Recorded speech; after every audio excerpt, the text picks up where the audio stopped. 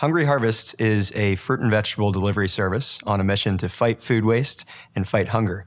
We work with different producers, farmers, wholesalers, and suppliers throughout the East Coast, recovering their produce that otherwise would go to waste. We box it up into really nice variety boxes and deliver it to our subscribers once a week via an e-commerce subscription. We started at the University of Maryland just with one farm stand, and we've now grown to serve 10 different states and serve tens of thousands of people per week. We did so by working really hard, by learning on the job, by being resilient.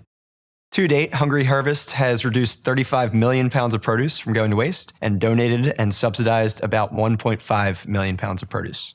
In 2016, we were featured on the show Shark Tank, which exposed us to the world. We were shown in front of 8 million people, and that helped us triple the size of our business in just a few weeks. What really helped me prepare for Shark Tank was the Do Good Challenge. The Do Good Challenge was my first time ever presenting in front of a large group of people. There were 500 people, many very influential University of Maryland alumni, my whole family, my parents were there. But when I actually got on stage, I felt like this was my calling.